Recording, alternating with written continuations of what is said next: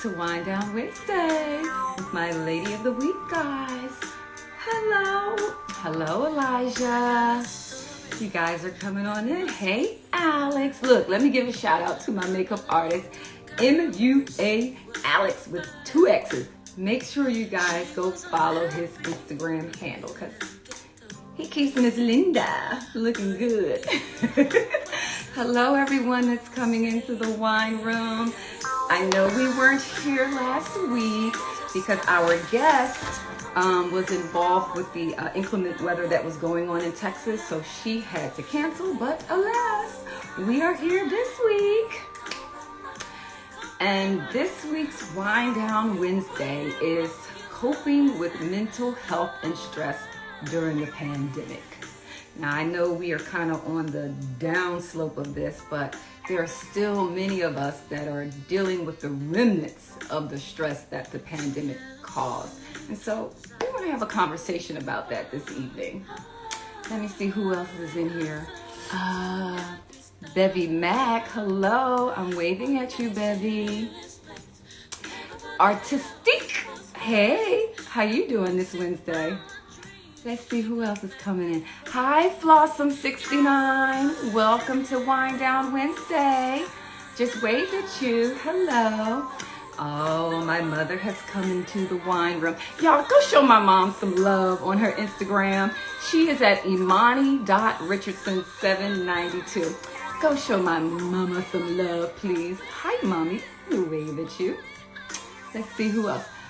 This song, I don't know if you guys can hear it, but this is by Sweetback. This is Sade's band and Amel LaRue. So fun fact, I actually went to high school with Amel LaRue.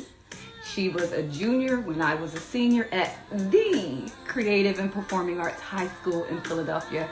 I was a dance major, yes. I have many talents. So listen, you guys know that this is Women's History Month, and my Lady of the Week has made some history herself. So I'm waiting for her to push her button so she can come on in the wine room with us this evening. But you guys know the drill. Before we get started, get your wine. Cling, cling, cling, cling. And let's toast to a great conversation this evening. Let's see who else is here.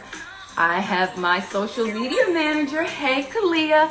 Y'all, my social media is off the chain because of Kalia. Go visit her at KFW Social Media. Okay, so Lisa has sent in her request. Dr. Lisa Williams LaCon. Give her a second as she comes on in. Hello. Hi. How are you this evening? I'm doing well. I'm doing well. How are you during this time? I am doing well as well. Hold on for 1 second. Let me turn this music down. So listen. Yeah. As I was telling the audience, you've made some history yourself, but I don't want you to tell them what that history is. Okay. Before we get started, I want you to tell them who you are and where you're from. All right. So I am Dr. Lisa LaCon, and I am from Washington, D.C., Northwest. Yes. I'm a Georgia Avenue baby from Washington, D.C. I love D.C. Chocolate City. That was the original Chocolate City. That's exactly. Until Atlanta kind of took over. That's right. Exactly. Okay, so before we get started, I always like to make sure that we raise our glasses. Okay. We toast it up. Cling, cling, cling, cling. Okay. All right. Take a little sip, everybody. All right. Can't drink too much tonight.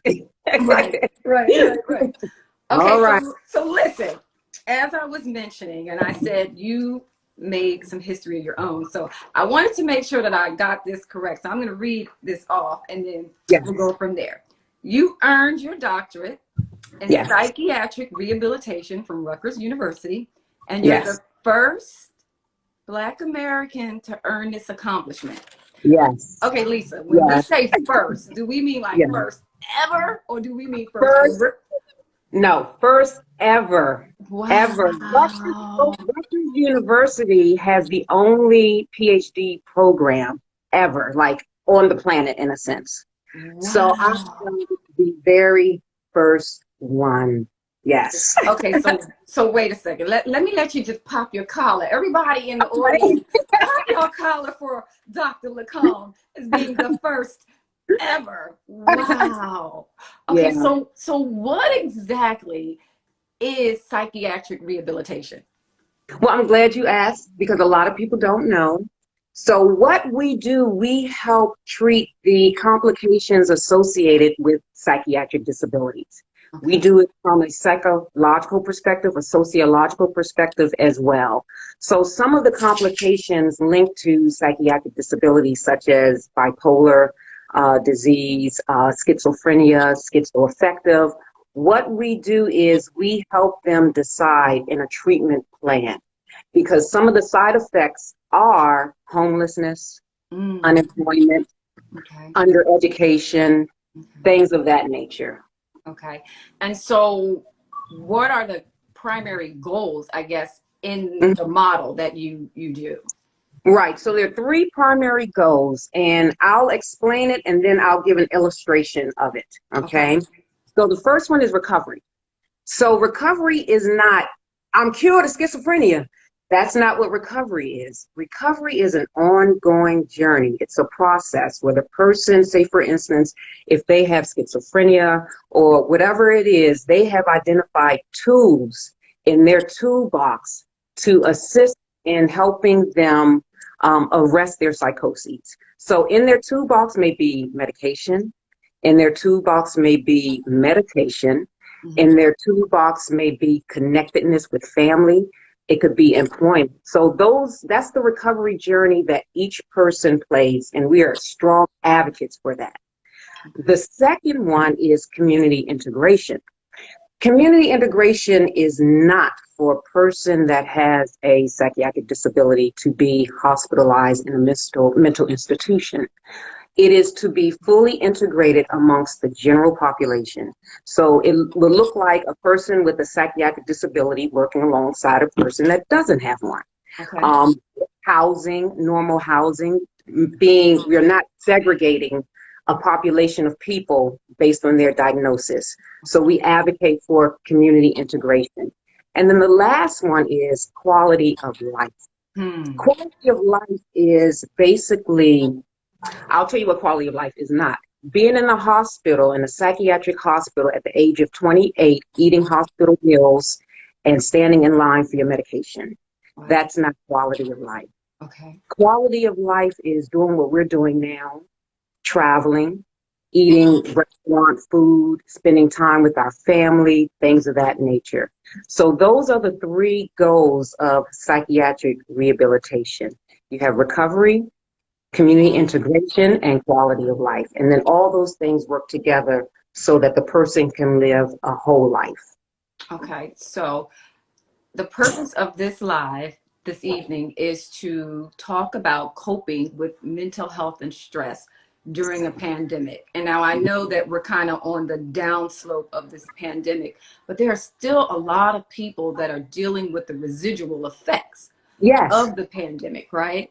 And so I read somewhere that it said that like 1 in 3 Americans are dealing with some type of anxiety. Yes. And we know that stress, they call it the silent killer. Can you tell us why they call it that? Yeah, well, stress is very interesting because stress isn't physical. Only the Mhm. manifestations are physical. Say that So again. it's not it's invisible stress. Mm-hmm. Only the manifestation is physical. And some of the manifestations of stress could be pimples on your skin, not being able to go to sleep properly. It's not as if you have stress and then a limb is going to fall off. Right. So it takes time. It's very insidious because it kind of slowly creeps in and it's very disruptive. And oftentimes we don't realize that we're being stressed. Very We true. really don't. Mhm. So that's why it's a silent killer because also what stress can do, it will increase your high blood pressure. And especially for African Americans, that's the last thing that we need. Right. On top of our eating habits, to have stress to increase our high blood pressure. So that's why it's called, like, you know, the silent killer, because we don't often check on ourselves. In our population, we may not see a therapist. Right. So you don't really know what's happening, you know, and you just say, okay, well, I think it will just happen and I'll get better. But sometimes it does not, and you have to seek professional help. And we all cope and we all deal with it differently, you know? Exactly. Yeah, Exactly. some people have been able to just, you know, navigate through this pandemic Right, as yeah. if, you know, nothing happened, while Right. there's the flip side, the other people that are flipping out, for lack Right. of a better word, right? Exactly. So what are some ways you think people can cope with stress? Some healthy ways that they can cope with the stress? So what I call this the pivot move. And you know, we play basketball, you pivot, you just keep one leg grounded, and then the other one you kind of look in different directions to see who you're going to give the ball to. So that's how you should operate in life. Be grounded and anchored in something, but pivot to something else. So if something looks very negative, try to pivot to what looks positive. Okay. So for me, what I do, I exercise. I love exercising. I jog. I still do my Taibo. I've been doing Taibo for years now. Right. Yeah, I used to too. Right. I used to do it here with Billy Blank. So he was right. Right. And what's important for me is meditation. I love spending time with the Lord. I wake up very early in the morning before anyone wakes up, because that's a very quiet time, a very serene time for me to become one with the Lord and just to get my bearings straight. I walk my dog, because that's also getting some fresh air. And then when you're getting fresh air, because this disease really affects your respiratory system, you want to learn how to breathe properly when you're outside. You know, in through your nose, out through your mouth. So you want to do those things. And then also you want to stay connected to people. Forums like this, very important, very important. It's important to see the beauty of wearing red lipstick. As simple as it is, because we wear makeup all the time. Right. So yeah, so those are some of the things that you can do. Okay. We have a question from the audience real quick. Okay. Eileen Bowman, that's my auntie. Hey, auntie. She asked, she said, what is the difference between stress and anxiety? All right. So pretty much it depends on duration. Okay. And also you can be anxious, like say, for instance, there's a positive anxiety and then there's a negative anxiety. There's positive stress. There's, you know, negative stress. So even prepping for this program, sometimes you may get a little anxious, like, oh my gosh, but anxiety typically doesn't last very long. But if it does, it goes into stress, and then it leads to stress may lead to depression. So it's sort of like that pathway leading to depression. Okay, so it's the anxiety that leads to the stress that leads to the depression. Look, guys, I need you all to be taking your notes. You're getting some free therapy right now. I hope you understand. Dr. LaCon has taken time out of her day to come on here to talk about this with us. So let me ask you, why do you think that stress affects women more so than it does men? I think, for one, we're so hormonal. Each month we have hormonal changes. From the time we're born, we're developing eggs. That's hormonal change. And then remember, prior to us coming on our periods, that's another hormonal change. So for us, even for me, I became very depressed, postpartum depression. After I had my children, I was sleep deprived. My body wasn't the same. I went through a lot of things. My body experienced a lot of changes. So when you are no longer, it's a form of loss also. When you're no longer that person who you used to be, and you're dealing with these hormonal issues as well, it can bring on this burden that you think that you need to conquer. And if you feel defeated, it's very hard to say, you know what, I conquered that. So that's why I think women have more stress. But it's interesting, more men commit suicide than women. Wow. And why is Right. that?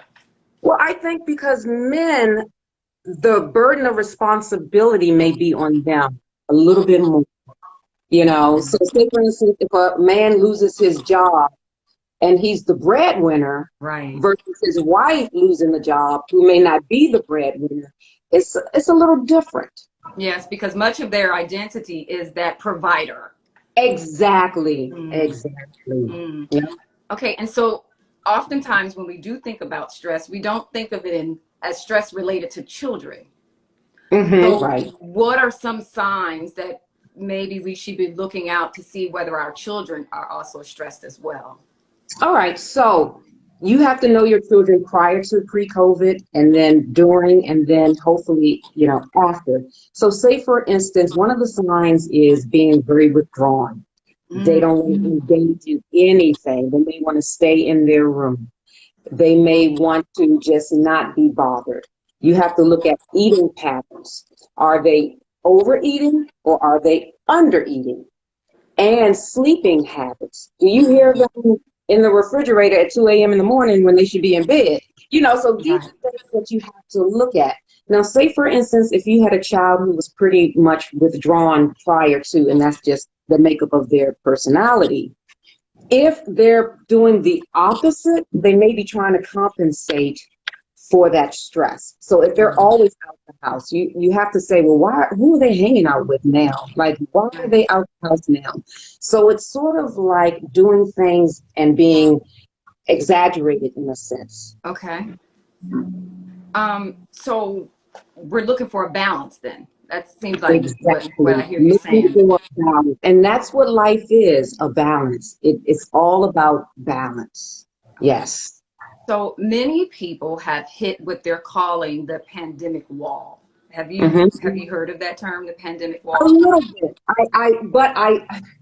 I'm a jogger, so I have a wall that I hit as a jogger. Gotcha. Blue steam, Right. midway through, it's like I can't take no more. Right. And that's the same thing that's happening now. That a lot of us, we feel that we can't take anymore, either spiritually or emotionally, and oftentimes even financially if you lost your job.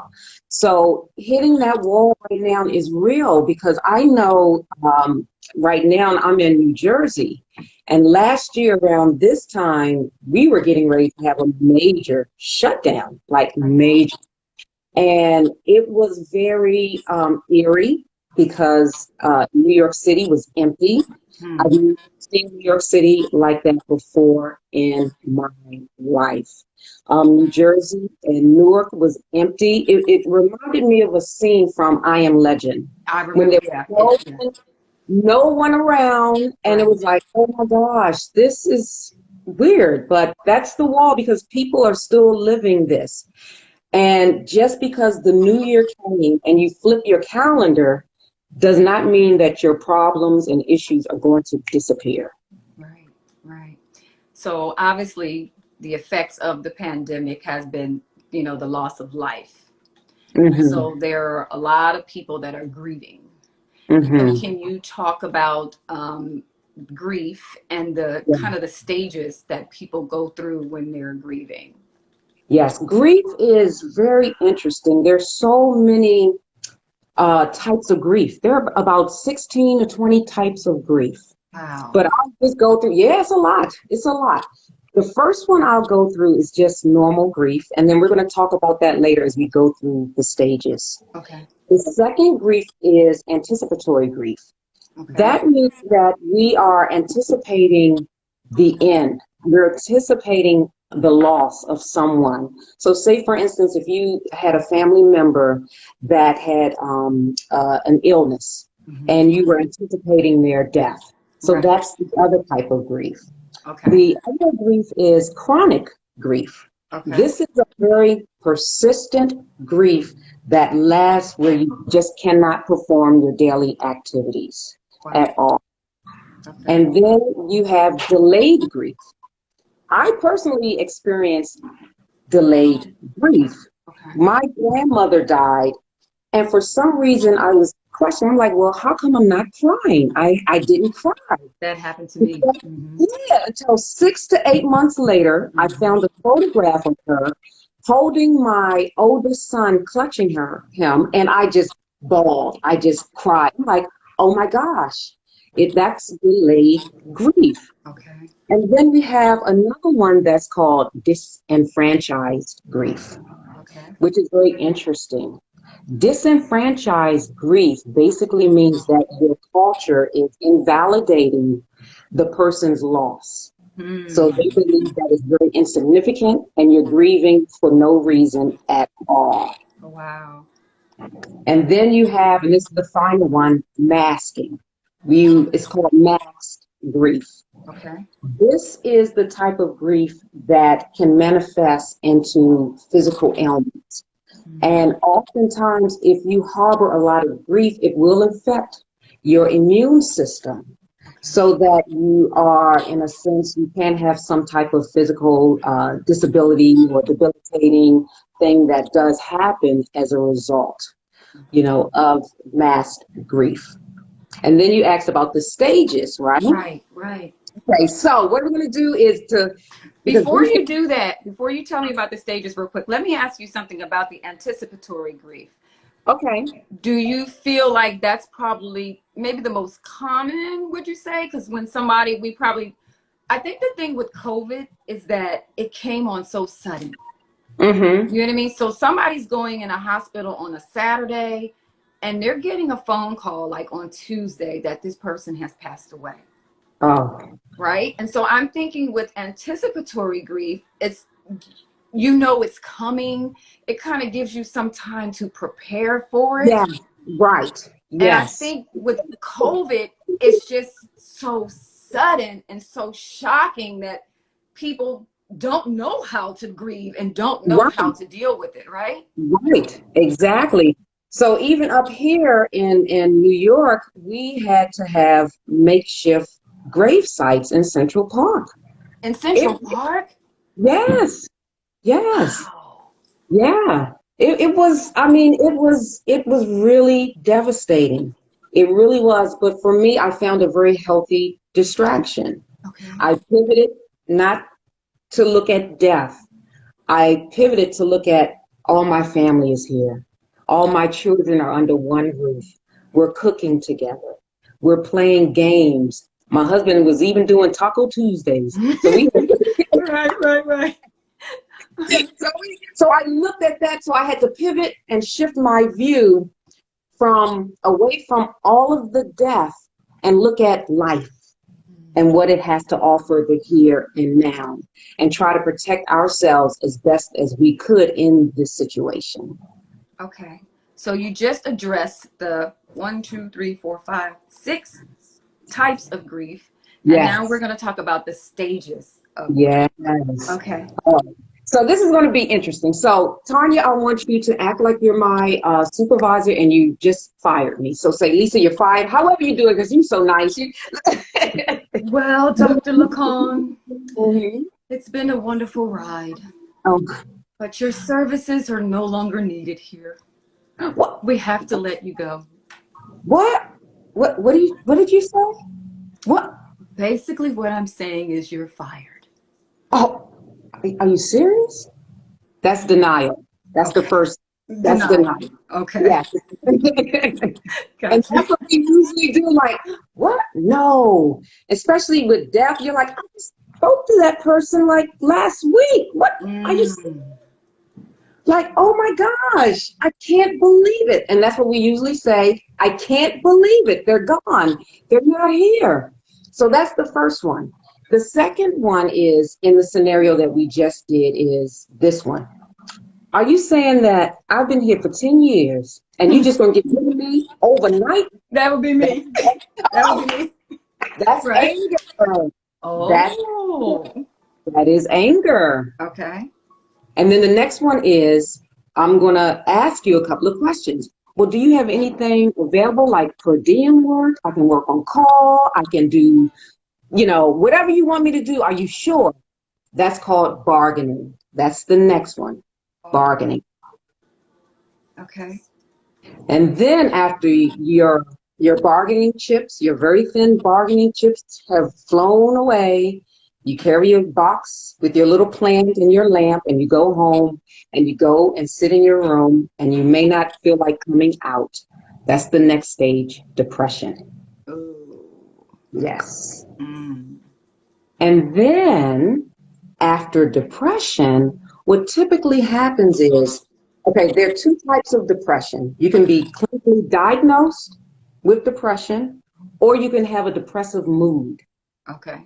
Okay, so this person will say a depressive mood. Okay. So, and the difference is between a mood and a diagnosis all stems from duration. How long are you in this state?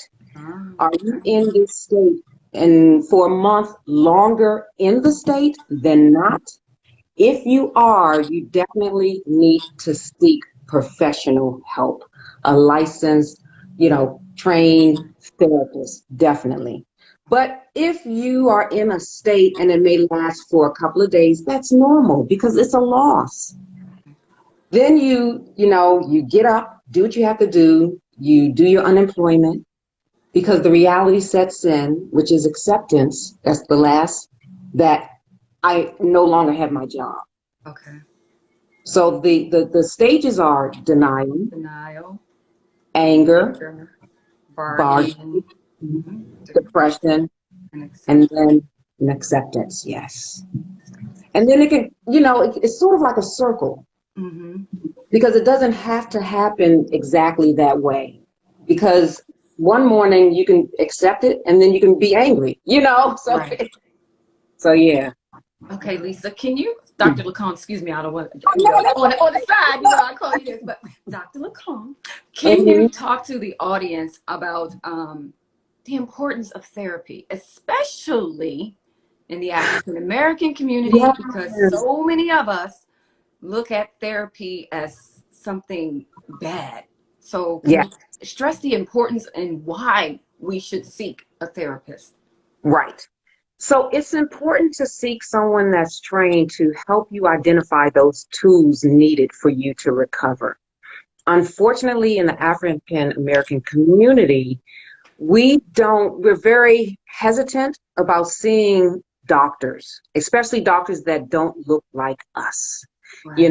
So it's sort of like, I don't know about this doctor thing going here. And because for us, we're very spiritual in nature, and seeking a professional therapist typically was not in our DNA as a people.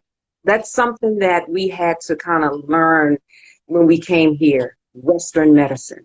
We went to the shaman, we went to someplace else. So it's not really like in us to seek therapy. However, because we are here now, and there's some people saying shamans, I don't know, but there are some good therapists out there. And what you can do is, you can Google and you can say in the Google search bar, looking for African American therapists in Northern New Jersey, and they pop up.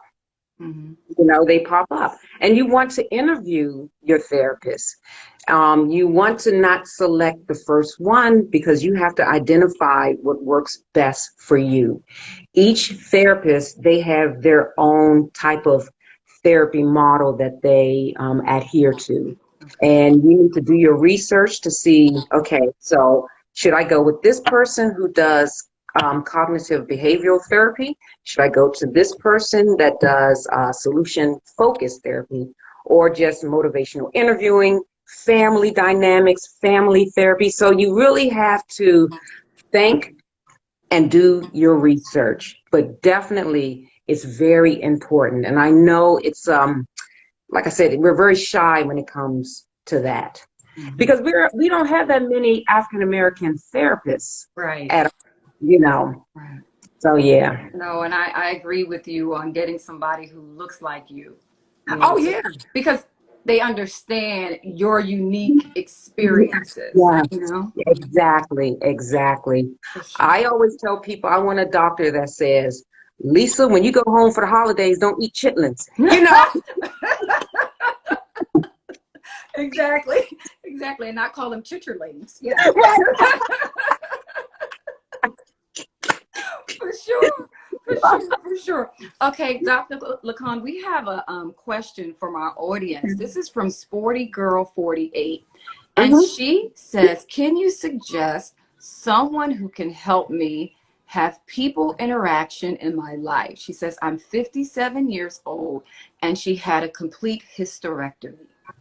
Oh, all right. So for me, it's sort of interesting because, like I said, when I first started, I'm from DC. So I moved up here with no family at all. So I felt very isolated. I felt very like alone. I started to make connections with people at church. I started to make connections with family. So you have to look at, you know, a family dynamic situation, what's happening with the family dynamic. And then oftentimes a lot of people have pet therapy. You know, they buy pets, a dog, a cat, things of that nature. And then the other thing that we have to be so important and to think about is how much do we give to others? You know, because oftentimes we're so focused on me, myself. When was the last time you called someone to say, how are you doing? You know, when was the last time you, you know, picked up the phone or text, I'm just thinking about you. So sometimes it matters if we reach out to other people as well. So it's not all about the focus being on me per se, but what am I doing to contribute into someone else's life? Okay. Mm-hmm. I get that. Okay, so before we go, Mm-hmm. I want to see if anyone else in the audience has any questions, because look, you all have gotten a free therapy session for the last 30 minutes. So before I ask you my last questions, let me see if there's any other questions in the audience. Okay, guys, going once, going twice. All right. Okay, so I always ask all of my ladies of the week the following questions. What would you say is your superpower? Let's see. I would say my superpower is insight and the ability to discern people, discern situations, discern what's coming up next, be prepared for it, because preparation is key. Yes. If you don't have insight, you're not going to be prepared oftentimes. Okay. So that's, you know, even with this whole pandemic, we shifted from, we have an e-commerce business as well where we sell sanitary napkins. And we had no idea that this pandemic was going to happen. But when the sanitary napkins left the shelves, we did very well because the periods didn't stop, you know. Right. But So, that goes back to your point earlier where you said learning how to pivot. Yes. Right? Exactly. And that's what you have to do. Yes, learning how to pivot. So insight, definitely. Love that. Okay. What is your favorite quote? Actually, you know what? This is so interesting because my son, it came from my son. Oh. Yeah. My oldest son, and he was around 12 years old at the time, and he's 20 now, but it's always stuck with me.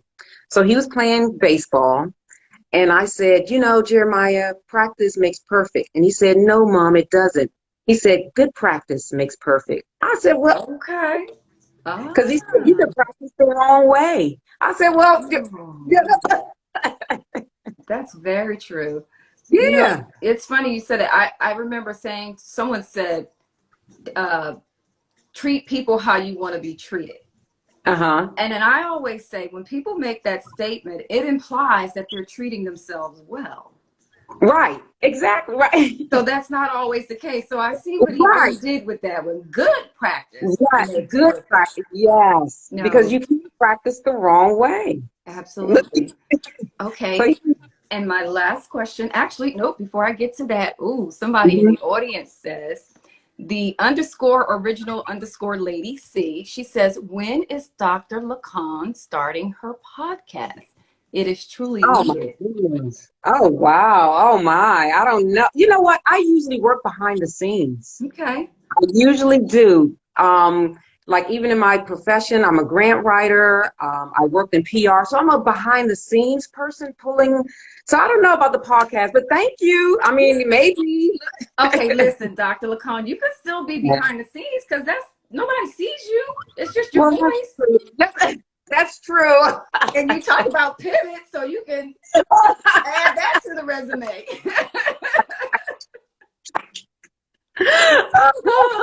Okay. Did I get you? As you said, the best advice given to you. So closing remarks to everyone out there who's been struggling with the pandemic, with stress, and now, like I said, we're coming to the downward, swing of this. It's not over yet. We're Right. not fully out of it, but what advice would you give them in coping with this right now? Well, for me, it's really interesting because I have to come from a spiritual perspective. And one of my favorite quotes in the Bible, it says, "He would never leave me nor forsake me." And to me, that's just everything in a nutshell. Regardless of what's happening to the right of me, regardless of what's happening to the left of me, I still have my family intact. I still have my Lord that I, worship, I pray to, and I praise. I still have those things that are very constant things and anchors to my soul. So whatever is an anchor to your soul that cannot be changed, because that is key, that cannot be changed, so that you can focus on that. Also, like I said, focus on giving of yourself. Call someone, tell them, you know what, I've been thinking about you. And you know what else you can do? You can order Uber Eats for someone in a different state and make arrangements. Yes, you can do that. I ordered Uber Eats accidentally for my parents in Maryland because I forgot to change the Right. I account. like that. I like Yes, that. things like that to make someone's day a little brighter, to bring a smile on their face, and just really know that we're going to get through this. Know that the rate of recovery, 95 to 98% of the people that contract this virus, they do recover. Now, you do have some long haulers, meaning you may have some residual symptoms and things like that, but recovery is possible, definitely. Okay. So what I heard from you this evening, kind of like the overall theme in all of this, it's not even so much about you, it's you giving to Yes, someone else through this. yes, yes, Gotcha. definitely. It's so important. It's so important. It really is. Okay, so last thing, I find it interesting that the way you and I met. Oh gosh, yeah. Okay, so we met because a mutual friend of ours, her mother Yes, passed away. So we yes. went to her funeral, right? Mm-hmm. But even in that, it's interesting to me that out of that, you and I connected, Right. right? It right. It was just something, and I have to say I was so impressed with you because you gave of your time. Hmm. You took a flight all the way from LA to Philly, and then the next day you went back to Had to LA. come back. That's what I say. What? I mean, I did. that's what I mean. Because to your point, I knew that in her time of need, especially that I had to show up as her Yes, friend, yes, you and that's know?